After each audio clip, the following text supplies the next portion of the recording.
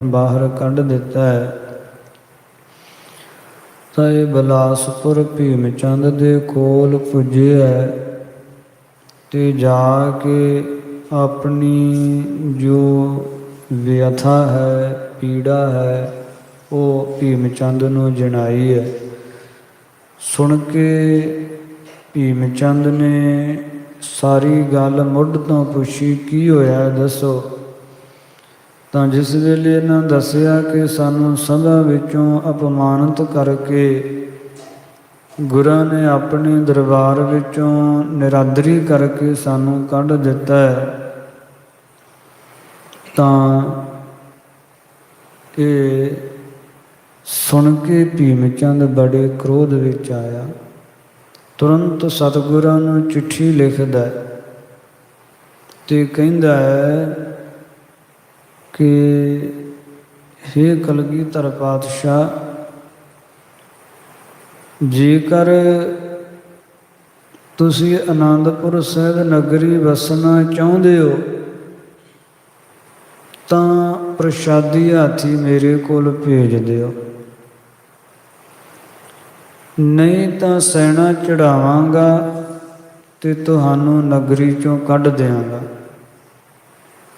ਦੁਬਾਰਾ ਤਾਂ ਵਸਾਵਾਂਗਾ ਤੁਹਾਨੂੰ ਆਪਣੀ ਪਰਜਾ ਬਣਾ ਕੇ। ਹੁਣ ਜਾਂ ਤਾਂ ਹਾਥੀ ਭੇਜ ਦਿਓ, ਅਨਿਅਥਾ ਜੰਗ ਕਰਨ ਵਾਸਤੇ ਤਿਆਰ ਹੋ ਜਾਓ।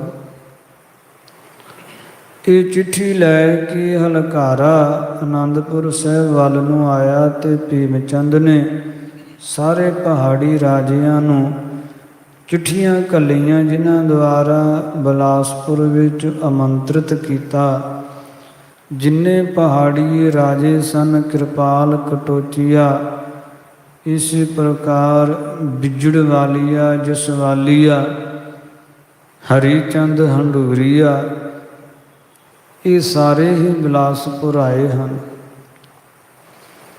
ਉਹ ਸਾਰੇ ਬਿਲਾਸਪੁਰ ਪਹੁੰਚ ਗਏ ਹੈ ਤੇ ਸਤਿਗੁਰਾਂ ਦੇ ਸੰਬੰਧ ਵਿੱਚ ਵਿਚਾਰਾਂ ਹੋਣ ਲੱਗੀਆਂ ਜੰਗ ਦੀਆਂ।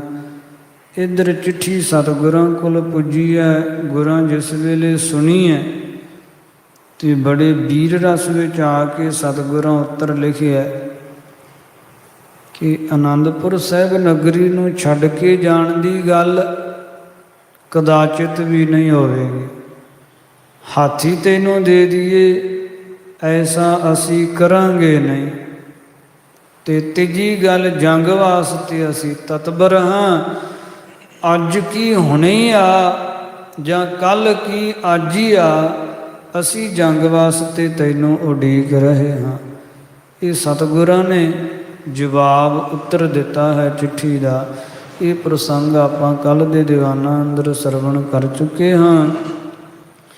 ਅੱਗੋਂ ਪਾਵਨ ਕਥਾ ਦੀ ਆਰੰਭਤਾ ਹੋ ਰਹੀ ਹੈ। ਕਲਿਆਣਕਾਰੀ ਸਤਿਗੁਰਾਂ ਦਾ ਇਤਿਹਾਸ ਗੁਰੂ ਜਸ ਸਰਵਣ ਕਰ, ਲਾਹਾ ਪ੍ਰਾਪਤ ਕਰਨਾ ਕਰੀਏ ਜੀ। ਸਤਨਾਮ ਸ੍ਰੀ ਵਾਹਿਗੁਰੂ ਸਾਹਿਬ ਜੀਓ। ਏਮ ਲਿਖਾਏ ਦੇ ਪੱਤਰਕਾਰ। ਇਸ ਤਰ੍ਹਾਂ ਉੱਤਰ ਲਿਖਾ ਕੇ ਸਤਿਗੁਰਾਂ ਨੇ ਪੱਤਰਕਾ ਫਿਰ ਹਲਕਾਰੇ ਦੇ ਹੱਥ ਦਿੱਤੀ। ਦੇ ਤੁਰਤ ਪਠਾਵਾ। ਤੇ ਤੁਰੰਤ ਉਸ ਹਲਕਾਰੇ ਨੂੰ ਭੀਮ ਚੰਦ ਦੇ ਵੱਲ ਬਿਲਾਸਪੁਰ ਭੇਜਿਆ। ਨੰਦ ਚੰਦ ਕੇ ਸੰਗ ਕਹਿ। ਸਤਿਗੁਰੂ ਜੀ ਤਦੋਂ ਭਾਈ ਨੰਦ ਚੰਦ ਜੀ ਦੇ ਤਾਈਂ ਕਹਿਣ ਲੱਗੇ, ਰਣ ਬਿਉਂਤ ਬਨਾਵਾ। ਭਾਈ ਨੰਦ ਚੰਦ ਜੀ ਤੁਸੀਂ ਰਣਨੀਤੀ ਬਣਾਓ, ਹੁਣ ਜੰਗ ਦੀ ਨੀਤੀ ਜਿਹੜੀ ਤਿਆਰ ਕਰੋ। ਕਰੀ ਕਲਮ ਜਾਰੀ ਤਬ ਹੈ। ਤੇ ਨਾਲ ਹੀ ਸਤਿਗੁਰਾਂ ਨੇ ਕਲਮ ਜਾਰੀ ਕਰ ਦਿੱਤੀ। ਕਲਮ ਜਾਰੀ ਤੋਂ ਭਾਵ ਕਿ ਨਵੀਂ ਹੋਰ ਸੈਨਾ ਭਰਤੀ ਕਰਨੀ ਆਰੰਭ ਕਰ ਦਿੱਤੀ। ਜਾਨ ਰੱਖੇ ਸਿਪਾਹੀ। ਬਹੁਤ ਸਿਪਾਹੀ ਸਤਿਗੁਰਾਂ ਨੇ ਫੌਜ ਵਿੱਚ ਭਰਤੀ ਕੀਤੇ ਹੈ। ਸੁਨ ਸੁਨ ਆਵਹਿ ਸੈ ਕਰੇ। ਜਿਵੇਂ ਜਿਵੇਂ ਸੂਰਮੇ ਸ਼ਸਤਰ ਧਾਰੀ ਕਸ਼ਤਰੀय ਪਠਾਨ ਸੁਣਦੇ ਆ ਕਿ ਸਤਿਗੁਰੂ ਜੀ ਆਪਣੀ ਫੌਜ ਵਿੱਚ ਭਰਤੀ ਕਰ ਰਹੇ ਹਨ ਸੈਨਾ, ਤਾਂ ਸੁਣ ਸੁਣ ਕੇ ਗੁਰਾਂ ਦੀ ਫੌਜ ਵਿੱਚ ਭਰਤੀ ਹੋਣ ਵਾਸਤੇ ਸੂਰਮੇ ਆ ਰਹੇ ਆ। ਆਨੰਦਪੁਰ ਮਾਹੀ ਸ੍ਰੀ ਅਨੰਦਪੁਰ ਸਾਹਿਬ ਨਗਰੀ ਵਿੱਚ ਰਖਤ ਜਾਤ ਚਿਹਰੇ ਲਿਖੈ। ਤੇ ਚਿਹਰੇ ਲਿਖ ਕੇ ਭਾਵ ਪਛਾਣ ਲਿਖ ਕੇ ਤੇ ਸਿਪਾਹੀ ਫੌਜ ਵਿੱਚ ਭਰਤੀ ਕੀਤੇ ਜਾ ਰਹੇ ਹੈ। ਕਹਿ ਦਰਬ ਸ਼ਮਾਹੀ ਤੇ ਸ਼ਮਾਹੀ 6 ਮਹੀਨਿਆਂ ਦਾ ਦਰਬ ਧਨ ਮੁਕਰਰ ਕਰ ਦਿੱਤਾ ਜਾਂਦਾ ਹੈ। 6 ਮਹੀਨਿਆਂ ਦੀ ਜੋ ਉਚਿਤ ਤਨਖਾਹ ਉਹ ਨਿਰਧਾਰਤ ਕਰਕੇ ਰੱਖ ਲਏ ਜਾਂਦੇ ਸਿਪਾਹੀ। ਪ੍ਰਿਥਕ ਪ੍ਰਿਥਕ ਗਨ ਜਥੇ ਕਰ। ਫਿਰ ਫੌਜ ਦੇ ਜਥੇ ਜਿਹੜੇ ਹੈ ਉਹ ਵੀ ਵੱਖ-ਵੱਖ ਬਣਾ ਲਏ। ਫੌਜ ਦੇ ਵੱਖ-ਵੱਖ ਜਿਹੜੇ ਹੈ ਉਹ ਟੁਕੜੀਆਂ ਬਣਾ ਲਈਆਂ ਹਨਗੀਆਂ, ਜਿਵੇਂ ਰੈਜੀਮੈਂਟਾਂ ਬਣਾ ਲਈਆਂ ਹਨਗੀਆਂ ਵੱਖਰੀਆਂ ਵੱਖਰੀਆਂ, ਕਿ ਇਹ ਸਿਪਾਹੀ ਸਲਾਰ ਜਿਹੜਾ ਸੈਨਾਪਤੀ ਹੈ ਦੇ ਕੋਲ ਇਹ 500 ਜਵਾਨ ਹੋਣਗੇ।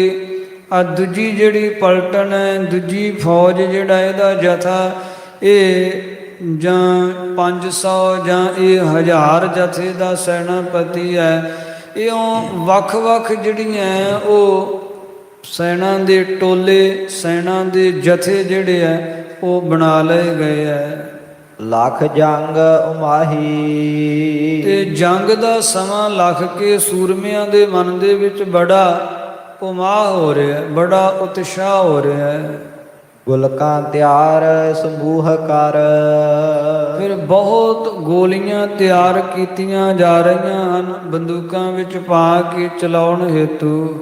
ਧਾਰ ਹੈ ਸੁਨਿਆਰੇ ਸੁਨਿਆਰੇ ਜਿਹੜੇ ਹੈ ਉਹ ਗੋਲੀਆਂ ਢਾਲ ਰਹੇ ਹਨ। ਤਾਂਬਾ ਪਿੱਤਲ ਆਦਿ ਮਿਲਾ ਕੇ ਤੇ ਗੋਲੀਆਂ ਬਣਾ ਰਹੇ ਹੈ। ਬ੍ਰਿੰਦ ਬਰੂਦ ਬਣਾਵਹੀਂ। ਬਹੁਤ ਬਰੂਦ ਅਸਲਾ ਤਿਆਰ ਕੀਤਾ ਜਾ ਰਿਹਾ ਹੈ। ਆਰ ਆਯੁਧ ਸਾਰੇ। ਫਿਰ ਸਾਰੇ ਆਯੁਧ, ਸਾਰੇ ਸ਼ਸਤਰ ਜੋ ਰਣ ਭੂਮੀ ਵਿੱਚ ਵਰਤੇ ਜਾਣ ਵਾਲੇ ਉਹ ਤਿਆਰ ਕੀਤੇ ਜਾ ਰਹੇ ਹੈ।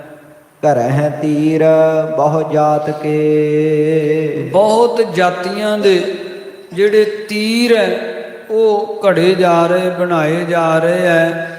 ਜਿਵੇਂ ਸੂਲਾਕਾਰ ਤੀਰ, ਫਿਰ ਇੱਕ ਬਰਸ਼ੇ ਦੇ ਆਕਾਰ ਜਿਹਾ ਤੀਰ, ਫਿਰ ਅਰਧ ਚੰਦਰਾਕਾਰ ਤੀਰ, ਐਸੇ ਐਸੇ ਵੱਖ-ਵੱਖ ਤਰ੍ਹਾਂ ਦੇ ਜਿਹੜੇ ਤੀਰ ਹੈ। 2 ਸੂਲਾਂ ਵਾਲਾ ਇੱਕ ਐਸੇ ਤੀਰ ਜਿਹਦੇ ਅੱਗੋਂ 2 ਸੂਲਾਂ ਹੁੰਦੀਆਂ ਹਨਗੀਆਂ। ਇਹ ਉਹ ਵੱਖ-ਵੱਖ ਤਰ੍ਹਾਂ ਦੇ, ਜਾਂ ਫਿਰ ਖਪਰੇ ਤੀਰ ਜਿਨ੍ਹਾਂ ਦੀਆਂ ਮੁਖੀਆਂ ਬੜੀਆਂ ਚੌੜੀਆਂ ਹੁੰਦੀਆਂ ਹਨਗੀਆਂ। ਇਸ ਤਰ੍ਹਾਂ ਦੇ ਵੱਖ-ਵੱਖ ਤਰ੍ਹਾਂ ਦੇ ਤੀਰ ਤਿਆਰ ਕੀਤੇ ਜਾ ਰਹੇ ਹੈ। ਗਾਨ ਆਏ ਕਮਾਨਾ। ਬਹੁਤ ਕਮਾਨਾਂ ਧਨਖ ਜਿਹੜੇ ਹੈ ਉਹ ਕੁਝ ਆ ਰਹੇ ਹਨ, ਭਾਵ ਕੁਝ ਕਾਰੀਗਰ ਜਿਹੜੇ ਉਹ ਸਤਿਗੁਰਾਂ ਕੋਲ ਵੇਚਣ ਵਾਸਤੇ ਵੀ ਲਿਆ ਰਹੇ ਹਨ। ਕੋਈ ਸੰਗਤਾਂ ਦੂਰ ਦਰਾਡਿਆਂ ਤੋਂ ਖਰੀਦ ਕੇ ਤਾਂ ਲਿਆਉਂਦੀਆਂ ਹੀ ਹਨ।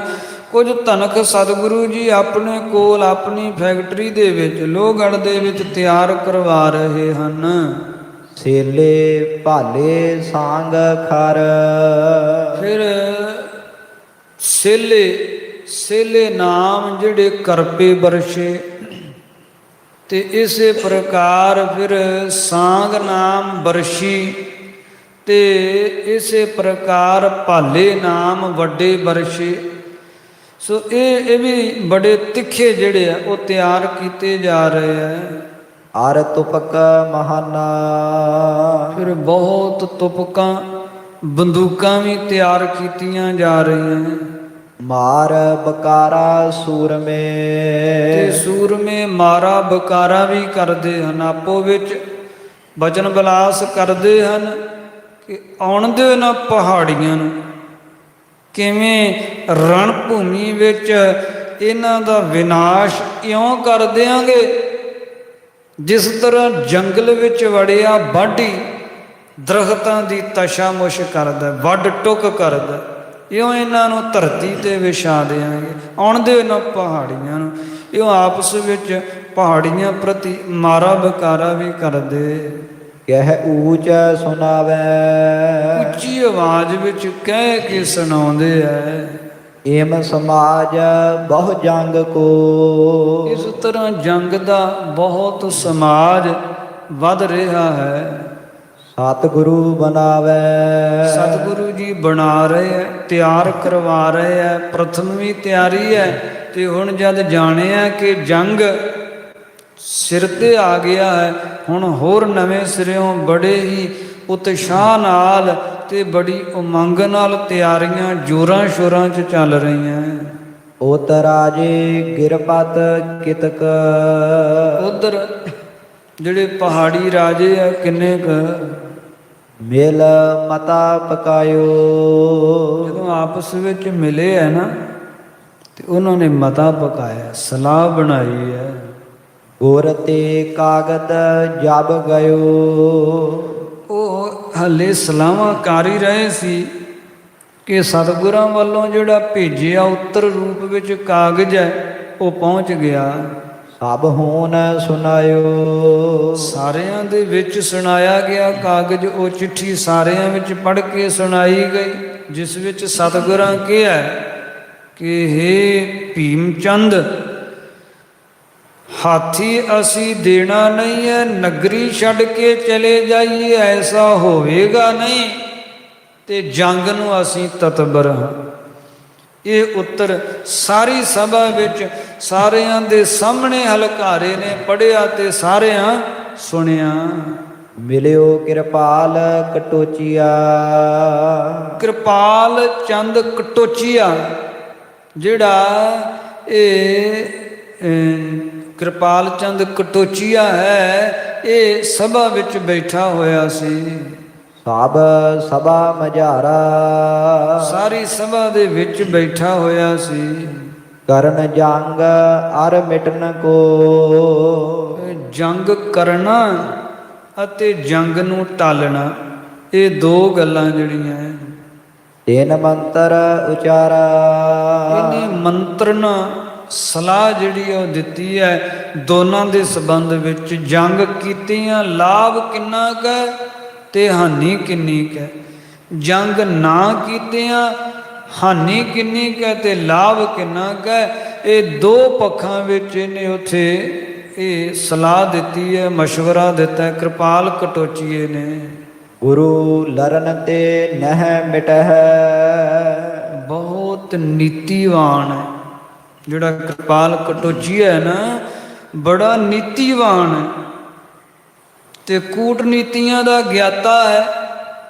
ਸਤਿਗੁਰਾਂ ਦੀ ਤੇ ਭੀਮ ਚੰਦ ਦੀ ਆਪਸੀ ਸ਼ਤਰਤਾ ਵਧਾ ਰਿਹਾ ਹੈ, ਵਧਾਉਣਾ ਚਾਹੁੰਦਾ ਵੀ, ਆਪਸੀ ਲੜਾਉਣਾ ਵੀ ਚਾਹੁੰਦਾ ਪਰ ਆਪ ਵਿੱਚ ਨਹੀਂ ਆਉਣਾ ਚਾਹੁੰਦਾ। ਇਸ ਵਾਸਤੇ ਜਦ ਵੇਖ ਰਿਹਾ ਕਿ ਹੁਣ ਮੈਨੂੰ ਵੀ ਇਹ ਵਿੱਚ ਸ਼ਾਮਲ ਕਰ ਰਹੇ ਹਨ ਤੇ ਸਲਾਹ ਦਿੰਦਾ ਹੈ, ਸਮਸਤ ਰਾਜ ਸਭਾ ਸੁਣੇ। ਮੈਂ ਤੁਹਾਨੂੰ ਇਸ ਸੰਬੰਧ ਵਿੱਚ ਦੋ ਪੱਖ ਦੀਆਂ ਸਲਾਹਾਂ ਦਿੰਦਾ ਹਾਂ ਕਿ ਰਹੀ ਗੱਲ ਜੰਗ ਦੀ, ਗੁਰੂ ਲਰਨ ਤੇ ਨਹੀਂ ਮਿਟੈ। ਸਤਿਗੁਰੂ ਜੀ ਜੰਗ ਵੱਲੋਂ ਮਿਟਣਗੇ ਨਹੀਂ, ਹੁਣ ਰੁਕਣਗੇ ਨਹੀਂ। ਮੈਂ ਔਰ ਨਿਰਧਾਰਿਓ, ਇਹ ਗੱਲ ਮੈਂ ਹਿਰਦੇ 'ਚ ਨਿਰਣਾ ਕਰ ਲਈ ਹੈ ਕਿ ਗੁਰੂ ਜੰਗ ਵੱਲੋਂ ਟਲਣਗੇ ਨਹੀਂ।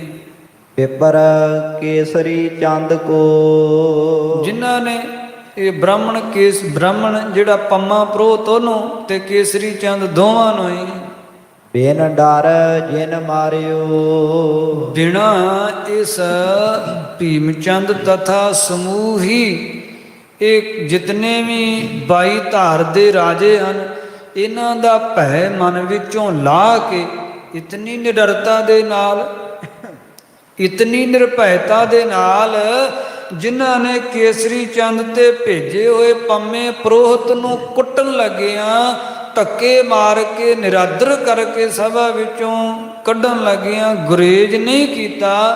ਉਹ ਕਿਸੇ ਦਾ ਭੈ ਨਹੀਂ ਰੱਖਦੇ ਮਨ ਵਿੱਚ। ਅਬ ਹੈ ਪਤਰ ਕਾ ਲੇਖ ਪਠੀ। ਇਸ ਗੱਲ ਦਾ ਇਹ ਪ੍ਰਮਾਣ ਹੈ ਪ੍ਰਤੱਖਸ਼। ਆ ਤੁਹਾਡੇ ਸਾਹਮਣੇ ਚਿੱਠੀ ਆਈ ਹੋਈ ਹੈ। ਅਬਹਿ ਪੱਤਰਕਾ ਲਿਖ ਪਠੀ, ਲਿਖ ਕੇ ਭੇਜੀ ਹੈ। ਸਾਰਿਆਂ ਸੁਣੀ, ਮੈਂ ਵੀ ਸੁਣੀ, ਤੁਹਾਡੇ ਕੰਨੀ ਵੀ ਆਵਾਜ਼ ਪਈ ਹੈ। ਸਭ ਪਰ ਹੈ ਲਖਾਈ। ਇਸ ਚਿੱਠੀ ਨੂੰ ਪੜ੍ਹ ਕੇ ਪ੍ਰਤੱਖਸ਼ ਲਖਿਆ ਪੈ ਰਿਹਾ, ਜਾਣਿਆ ਪੈ ਰਿਹਾ।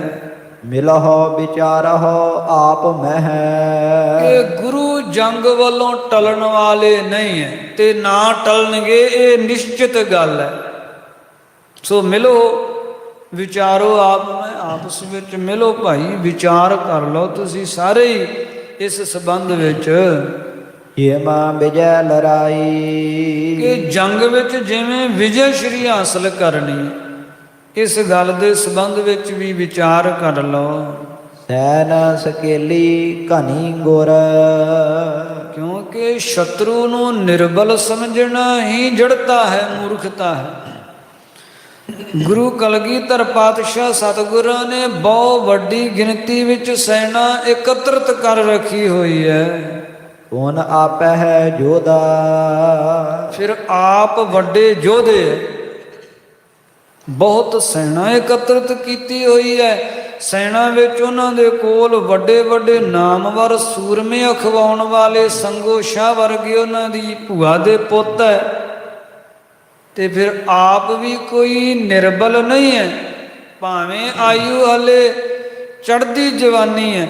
ਸਰੀਰ ਉਹਨਾਂ ਦਾ ਰਿਸ਼ਟ ਪੁਸ਼ਟ ਇਤਨਾ ਬਲਿਸ਼ਟ ਹੈ ਕਿ ਰਣ ਭੂਮੀ ਵਿੱਚ ਸ਼ਤਰੂ ਦੇ ਨਾਲ ਡਟ ਕੇ ਮੁਕਾਬਲਾ ਕਰਨ ਦਾ ਉਹ ਸਾਹਸ ਵੀ ਰੱਖਦੇ ਆ, ਮਨੋਬਲ ਵੀ ਰੱਖਦੇ ਆ, ਤੇ ਉਹਨਾਂ ਵਿੱਚ ਸਰੀਰਕ ਪੌਰਸ਼ ਵੀ ਹੈ, ਬਲ ਹੈ।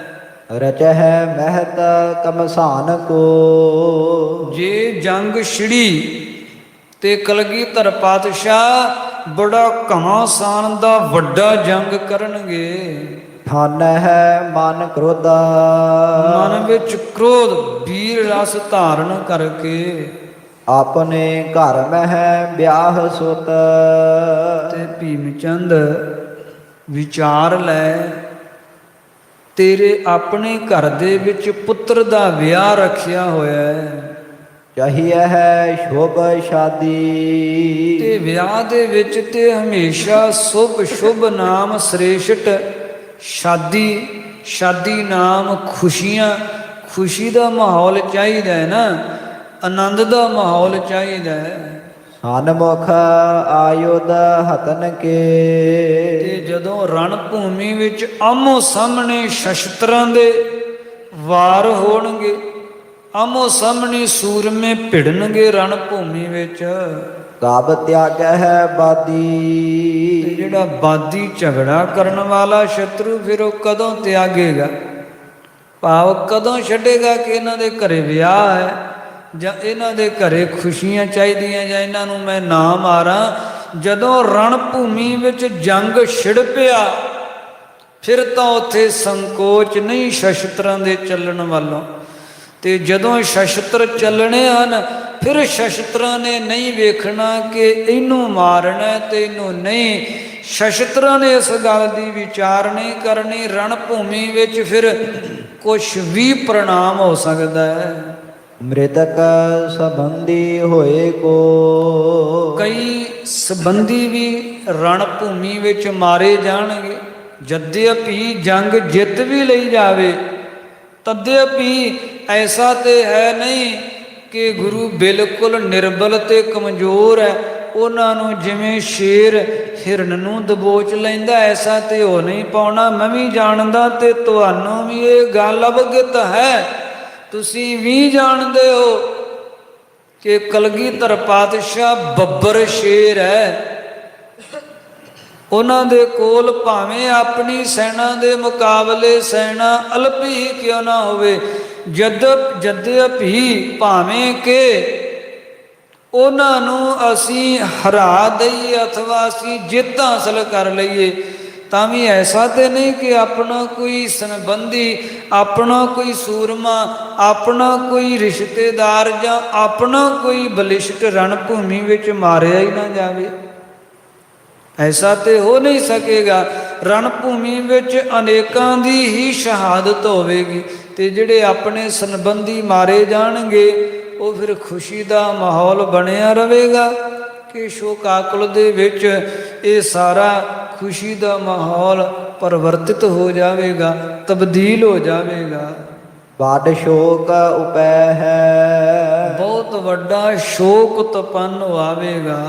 ਭਟ ਆਸ਼ੇ ਪਹੁੰਚੇ ਬਿਨਾ, ਜੇ ਤੁਸੀਂ ਕਹੋ ਕਿ ਅਸੀਂ ਸੰਬੰਧੀਆਂ ਨੂੰ ਭੇਜਦੇ ਹੀ ਨਹੀਂ ਹਾਂ, ਜੇ ਤੁਸੀਂ ਸੋਚੋ ਵਿਚਾਰੋ ਕਿ ਸੈਨਾ ਜਾਂ ਸ਼ੇਰ ਭੇਜ ਦਿੰਦੇ ਹਾਂ, ਜਿਹੜੀ ਪਿੰਡਾਂ ਦੀ ਇਕੱਠੀ ਕੀਤੀ ਹੈ, ਜਿਹੜੇ ਸੰਬੰਧੀ ਰਿਸ਼ਤੇਦਾਰ ਹੈ ਉਹ ਘੱਲਦੇ ਹੀ ਨਹੀਂ ਜੰਗ 'ਚ, ਤੇ ਦੱਸੋ ਜੇਕਰ ਕੋਈ ਵੱਡਾ ਸੂਰਮਾ ਰਣ ਭੂਮੀ ਵਿੱਚ ਜਾਵੇਗਾ ਹੀ ਨਹੀਂ, ਰਣ ਕਵਨ ਕਰੈ ਹੈ, ਕੌਣ ਜੰਗ ਕਰੇਗਾ? ਸਿਪਾਹੀ ਕਰਨਗੇ।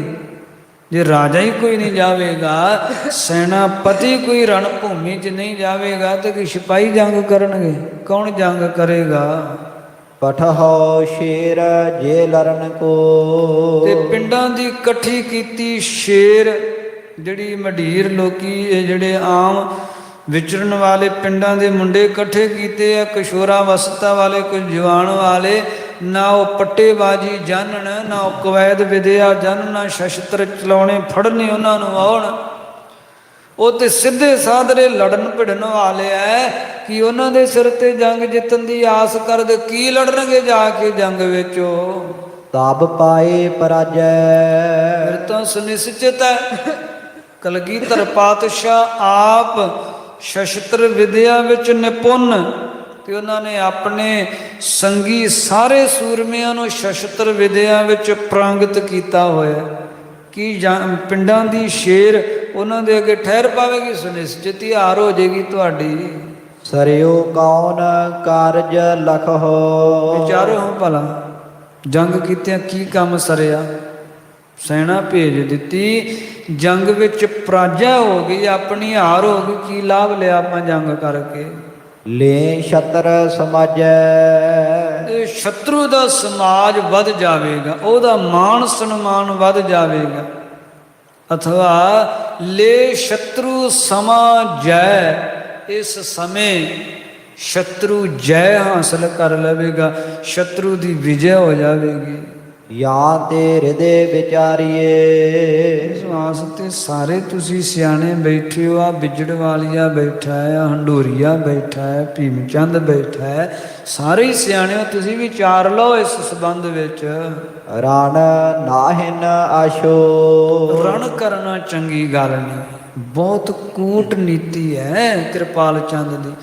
ਚਾਹੁੰਦਾ ਹੈ ਲੜਨ, ਪਰ ਮੈਂ ਵਿੱਚ ਨਾ ਸ਼ਾਮਲ ਹੋਵਾਂ, ਮੈਂ ਬੈਠਾ ਵੇਖਾਂ ਹੋ ਕੀ ਰਿਹਾ, ਮੈਨੂੰ ਜੰਗ ਵਿੱਚ ਨਾ ਸ਼ਾਮਲ ਹੋਣਾ ਪਵੇ। ਜਦੋਂ ਵੇਖਦਾ ਮੈਨੂੰ ਵਿੱਚ ਘੜੀਸਿਆ ਜਾ ਰਿਹਾ ਤੇ ਜੰਗ ਵੱਲੋਂ ਟਾਲਾ ਕਰਨ ਦੀ ਸਲਾਹ ਦੇ ਰਿਹਾ ਕਿ ਜੰਗ ਕਰਨਾ ਚੰਗੀ ਗੱਲ ਨਹੀਂ ਹੈ। ਜੇ ਲਰਬੇ ਕੋ ਚਹਿਤ ਹੋ, ਤੇ ਪ੍ਰਸਤਾਵ ਵੀ ਰੱਖ ਰਿਹਾ, ਝੂਠਾ ਵੀ ਨਹੀਂ ਨਾ ਪੈਣਾ ਚਾਹੁੰਦਾ। ਕਹਿੰਦਾ ਜੇ ਲੜਨ ਦੀ ਇੰਨੀ ਚਾਹ ਨਾ ਰੱਖਦੇ ਹੋ ਤੁਸੀਂ, ਸੋਤ ਵਿਆਹ ਨਾ ਬਾਂਸ਼ੋ, ਫਿਰ ਪੁੱਤਰ ਦੇ ਵਿਆਹ ਦੀ ਇੱਛਾ ਛੱਡ ਦਿਓ, ਉਹ ਟਾਲ ਦਿਓ। ਫਿਰ ਮੁੰਡੇ ਦਾ ਵਿਆਹ ਜਿਹੜਾ ਰੱਖਿਆ ਹੈ ਨਾ, ਇਹਨੂੰ ਫਿਰ ਟਾਲ ਦਿਓ। ਦੋਨੋਂ ਮੈਂ ਇੱਕ ਕੋ ਕਰਹੁ, ਦੋਨਾਂ ਗੱਲਾਂ ਵਿੱਚ ਗੱਲ ਤੇ ਇੱਕ ਹੀ ਸ੍ਰੇਸ਼ਟ ਹੈ। ਇਹ ਮਤ ਹੈ ਮੇਰਾ, ਇਹ ਮੇਰਾ ਮਤਾ ਹੈ, ਤੁਹਾਨੂੰ ਸਲਾਹ ਹੈ। ਸ਼ਾਦੀ ਮਹਿ ਕੁਛ ਗਮੀ ਹੋਏ, ਜੇ ਖੁਸ਼ੀ ਵਿੱਚ ਕੋਈ ਗਮੀ ਹੋ ਜਾਵੇ, ਇਮ ਨਹੀਂ ਅਸ਼ੇਰਾ, ਇਹ ਗੱਲ ਕੋਈ ਚੰਗੀ ਨਹੀਂ ਹੈ। ਖੁਸ਼ੀ ਦਾ ਮਾਹੌਲ ਹੋਵੇ ਘਰ ਵਿੱਚ, ਤੇ ਕੋਈ ਗਮੀ ਦੀ ਖਬਰ ਘਰ ਵਿੱਚ ਆ ਜਾਵੇ, ਉਹ ਖੁਸ਼ੀਆਂ ਫਿਰ ਖੁੱਲ੍ਹ ਕੇ ਮਨਾਈਆਂ ਹੀ ਨਹੀਂ ਜਾਂਦੀਆਂ। ਸਾਰੀਆਂ ਖੁਸ਼ੀਆਂ ਸ਼ੋਕਾਕੁਲ ਦੇ ਰੂਪ ਦੇ ਵਿੱਚ ਤਬਦੀਲ ਹੋ ਜਾਂਦੀਆਂ ਹਨ। ਮੇਰੀ ਤੇ ਸਲਾਹ ਹੈ, ਨਾਲ ਹੀ ਮੈਂ ਤੁਹਾਡੇ ਜਿਵੇਂ ਇੱਛਾ ਉਵੇਂ ਕਰਾਂਗੀ, ਪਰ ਮੇਰੀ ਸਲਾਹ ਇਹੀ ਹੈ ਕਿ ਜੰਗ ਜਿਹੜਾ ਉਹਨੂੰ ਟਾਲ ਦਿੱਤਾ ਜਾਵੇ। ਭੀਮ ਚੰਦ ਕੋ ਸਚਵ ਸੁਨ। ਭੀਮ ਚੰਦ ਦਾ ਜਿਹੜਾ ਮੰਤਰੀ ਹੈ ਨਾ, ਜਦੋਂ ਉਹਨੇ ਸਲਾਹ ਸੁਣੀ ਹੈ, ਬੋਲਿਓ ਸਭ ਉਹ ਮਾਹੀ। ਵੀ ਸਾਰਿਆਂ ਵਿੱਚ ਬੈਠਾ ਬੋਲਿਆ, ਗੁਰ ਸੋ ਨਾਹਕ ਬੈਰ ਰਚ। ਇਹ ਤਾਂ ਨਿਹਾਕੀ ਗੁਰਾਂ ਨਾਲ ਵੈਰ ਰਚ ਲਿਆ ਗਿਆ ਹੈ। ਭੀਮ ਚੰਦ ਤਥਾ ਸਾਰੀ ਇਹ ਰਾਜ ਸਭਾ ਸੁਣੇ, ਜਦਿਪੀ ਹੁਣ ਤੇ ਸ਼ਤਰੁਤਾ ਬਣ ਹੀ ਗਈ ਹੈ, ਪਰ ਇਹ ਸ਼ਤਰੁਤਾ ਨਿਹੱਕ ਸਤਿਗੁਰਾਂ ਦੇ ਨਾਲ ਬਣਾਈ ਗਈ ਹੈ।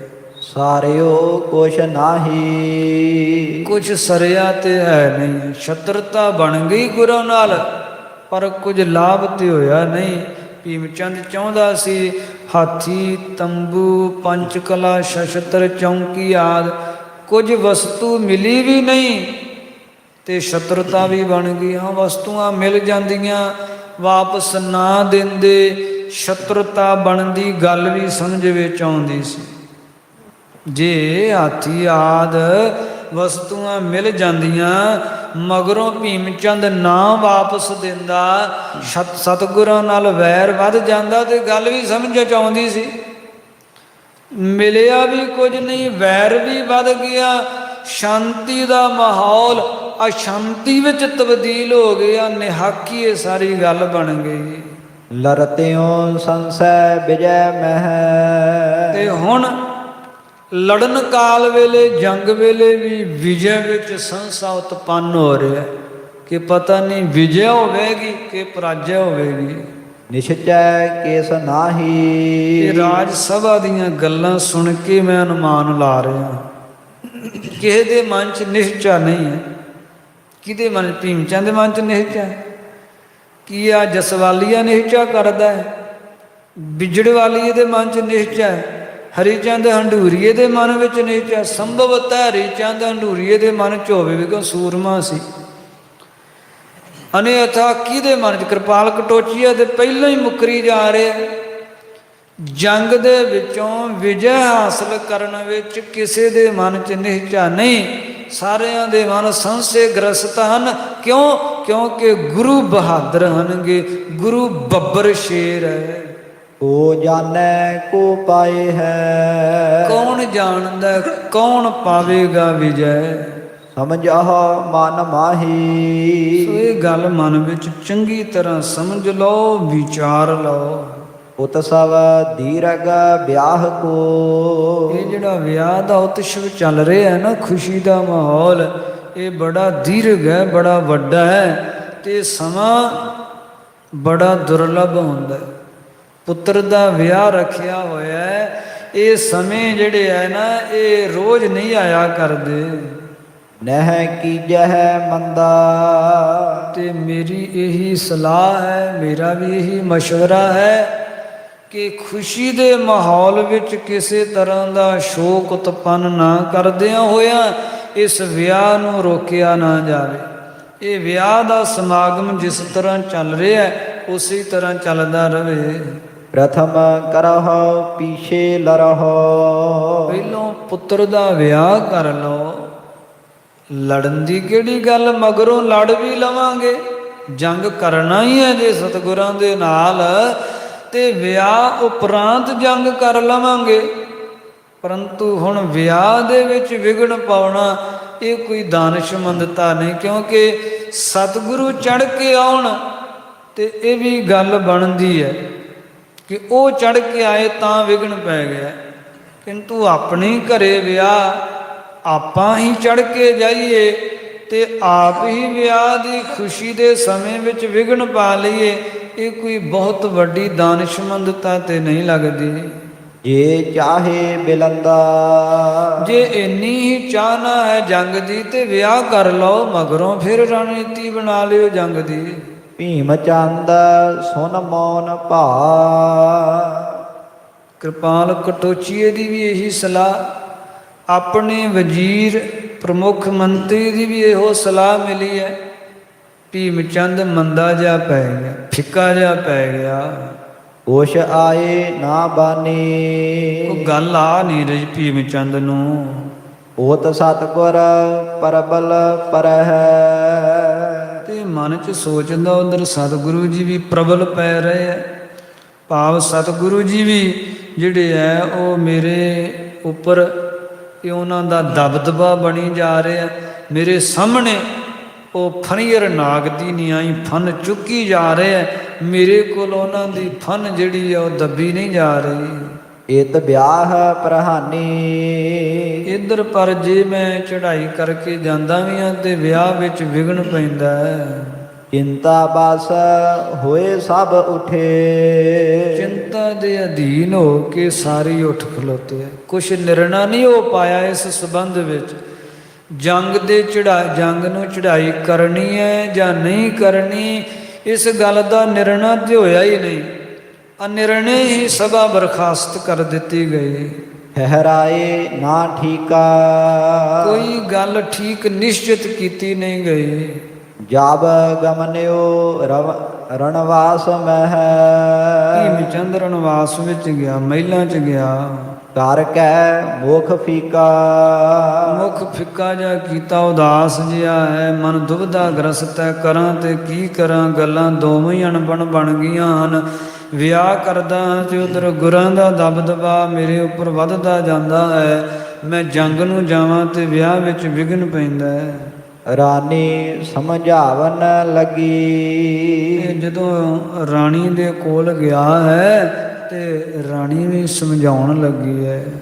ਅਬ ਤਜਹੁ ਲੜਾਈ, ਸਵਾਮੀ ਹੁਣ ਤਾਂ ਤੁਹਾਨੂੰ ਲੜਾਈ ਤਿਆਗ ਦੇਣੀ ਚਾਹੀਦੀ। ਵੇਖੋ ਵਿਆਹ ਵਾਲਾ ਸਮਾਂ ਵਾਰ-ਵਾਰ ਨਹੀਂ ਆਉਂਦਾ।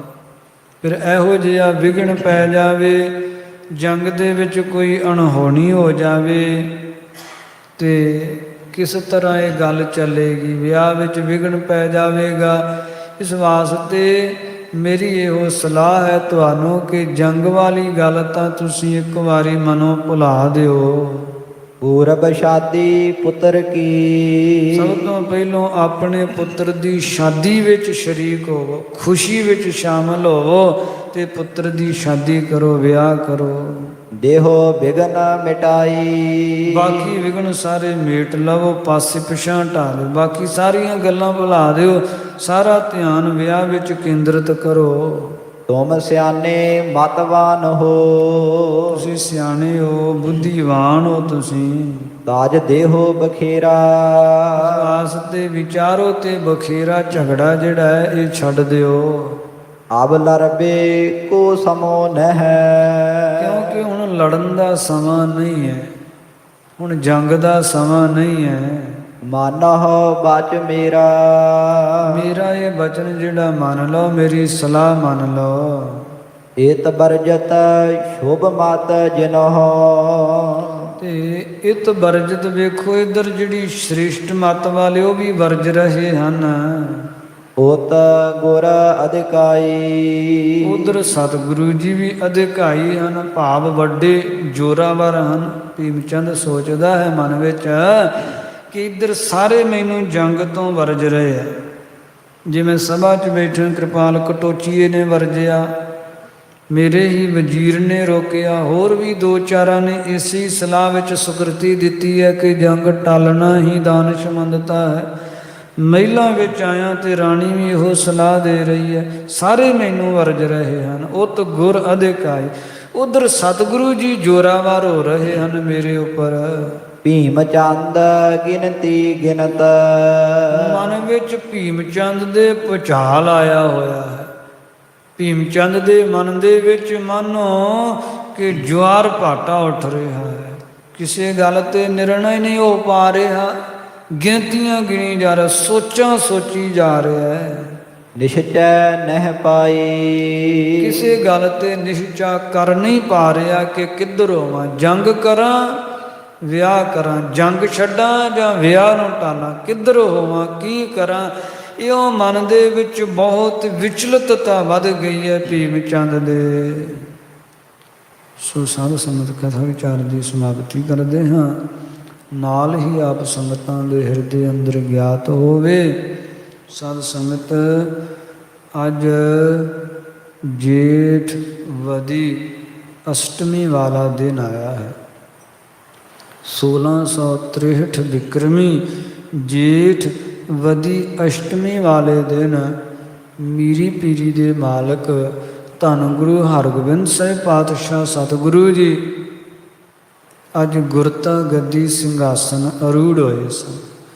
ਸ਼ਹੀਦਾਂ ਦੇ ਸਰਤਾਜ ਪਾਤਸ਼ਾਹ ਧੰਨ ਗੁਰੂ ਸ੍ਰੀ ਗੁਰੂ ਅਰਜਨ ਦੇਵ ਮਹਾਰਾਜ ਸਾਹਿਬ ਜੀ ਜਦੋਂ ਬਾਦਸ਼ਾਹ ਜਹਾਂਗੀਰ ਦੇ ਲਾਹੌਰ ਸੱਦਣ ਤੇ ਲਾਹੌਰ ਜਾਣ ਲੱਗੇ ਸਨ ਤਾਂ ਉਸ ਵੇਲੇ ਸਤਿਗੁਰਾਂ ਨੇ ਜਾਣਦਿਆਂ ਹੋਇਆਂ ਕਿ ਹੁਣ ਅਸੀਂ ਤਨ ਕਰਕੇ ਇੱਧਰ ਨੂੰ ਵਾਪਸ ਨਹੀਂ ਆਵਾਂਗੇ, ਉੱਥੇ ਹੀ ਪਰਮ ਧਾਮ ਨੂੰ ਚਲੇ ਜਾਵਾਂਗੇ, ਤਾਂ ਆਪਣਾ ਪਰਮ ਧਾਮ ਨੂੰ ਜਾਣ ਦਾ ਸਮਾਂ ਨਿਕਟ ਜਾਣਦਿਆਂ ਹੋਇਆਂ ਲਾਹੌਰ ਜਾਣ ਤੋਂ ਪ੍ਰਥਮ ਹੀ ਸਤਿਗੁਰਾਂ ਨੇ ਜੇਠ ਵਦੀ ਅਸ਼ਟਮੀ ਵਾਲੇ ਦਿਨ ਸਾਧ ਸੰਗਤ ਸ੍ਰੀ ਅਕਾਲ ਤਖਤ ਸਾਹਿਬ, ਜਿੱਥੇ ਹਲੇ ਸਿਰਜਣਾ ਅਕਾਲ ਤਖਤ ਸਾਹਿਬ ਦੀ ਨਹੀਂ ਹੋਈ ਸੀ ਤੇ ਹਲੇ ਉਹ ਕੋਠੜੀ ਸਾਹਿਬ ਸਥਾਨ ਕਰਕੇ ਬਿਦਤ ਸੀ, ਉੱਥੇ ਧੰਨ ਗੁਰੂ ਹਰਗੋਬਿੰਦ ਸਾਹਿਬ ਜੀ ਜਿਨ੍ਹਾਂ ਦੀ ਆਯੂ ਹਲੇ 11 ਸਾਲਾਂ ਦੀ ਸੀ ਤੇ ਸਤਿਗੁਰਾਂ ਨੂੰ ਗੁਰਤਾ ਸਿੰਘਾਸਨ ਤੇ ਬਿਠਾ ਕੇ ਗੁਰੂ ਹਰਗੋਬਿੰਦ ਸਾਹਿਬ ਜੀ ਨੂੰ ਤੇ 5 ਪੈਸੇ ਨਾਰੀਅਲ ਰੱਖ ਕੇ ਬਾਬਾ ਬੁੱਢਾ ਸਾਹਿਬ ਜੀ ਦੁਆਰਾ ਗੁਰਤਾ ਦਾ ਤਿਲਕ ਦਵਾ ਕੇ ਸਾਰੀ ਸੰਗਤ ਨੂੰ ਗੁਰੂ ਹਰਗੋਬਿੰਦ ਸਾਹਿਬ ਜੀ ਦੇ ਚਰਨੀ ਲਾਉਂਦਿਆਂ ਹੋਇਆਂ ਬਾਬਾ ਬੁੱਢਾ ਸਾਹਿਬ ਜੀ ਨੂੰ ਗੁਰੂ ਹਰਗੋਬਿੰਦ ਸਾਹਿਬ ਜੀ ਦੀ ਬਾਂਹ ਫੜਾ ਕੇ ਤੇ ਗੁਰੂ ਘਰ ਦੇ ਪ੍ਰਬੰਧ ਵਾਸਤੇ ਭਾਈ ਗੁਰਦਾਸ ਜੀ, ਭਾਈ ਸਾਲੋ ਜੀ, ਭਾਈ ਬਹਿਲੋ ਜੀ ਇਤਿਆਦ ਗੁਰਸਿੱਖਾਂ ਨੂੰ ਗੁਰੂ ਘਰ ਦਾ ਪ੍ਰਬੰਧ ਜਿਹੜਾ ਉਹ ਸਾਰਾ ਸੌਂਪ ਕੇ ਆਪ ਧੰਨ ਗੁਰੂ ਅਰਜਨ ਦੇਵ ਜੀ ਲਾਹੌਰ ਵੱਲ ਨੂੰ ਚਲੇ ਗਏ। ਸੋ ਅੱਜ ਦੇ ਦਿਨ ਮੀਰੀ ਪੀਰੀ ਦੇ ਮਾਲਕ ਧੰਨ ਗੁਰੂ ਹਰਗੋਬਿੰਦ ਸਾਹਿਬ ਜੀ ਗੁਰਤਾ ਗੱਦੀ ਸਿੰਘਾਸਨ ਅਰੂੜ ਹੋਏ ਸਨ। ਸਤਿਗੁਰਾਂ ਦੇ ਇਸ ਗੁਰਤਾ ਗੱਦੀ ਸਿੰਘਾਸਨ ਪੁਰਬ ਤੇ ਗੁਰੂ ਦਰਬਾਰਾਂ ਦੀਆਂ ਹਾਜ਼ਰੀਆਂ ਭਰ ਰਹੇ ਹੋ। ਸਤਿਗੁਰੂ ਕਿਰਪਾ ਕਰਨ ਹਾਜ਼ਰੀ ਦਰ ਪ੍ਰਵਾਨ ਕਰਦੇ ਹਾਂ।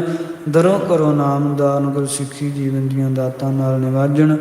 ਆਓ ਇਤਨੀਆਂ ਬੇਨਤੀਆਂ ਪ੍ਰਵਾਨ ਕਰਨੀਆਂ ਹੋਈਆਂ, ਗਲਤੀਆਂ ਦੀ ਮੁਆਫੀ ਦੇ ਦੇਣੀ ਸੰਗਤ ਬਖਸ਼ਣ ਯੋਗ ਹੈ। ਸਤਿਗੁਰੂ ਜੀ ਕਿਰਪਾ ਕਰਨ ਤੇ ਸਾਰੀ ਸੰਗਤ ਦੇ ਲੋਕ ਸੁਖੀਏ, ਪ੍ਰਲੋਕ ਸੁਹੇਲੇ ਕਰਨ। ਏਤ ਬਰਜਤ ਸ਼ੁਭ ਮਤ ਜਿਨਹ ਉਤ ਗੁਰ ਅਧਿਕਾਈ ਭੀਮ ਚੰਦ ਗਿਣਤੀ ਗਿਣਤ ਨਿਸ਼ਚੈ ਨਹਿ ਪਾਈ। ਵਾਹਿਗੁਰੂ ਜੀ ਕਾ ਖਾਲਸਾ, ਵਾਹਿਗੁਰੂ ਜੀ ਕੀ ਫਤਿਹ।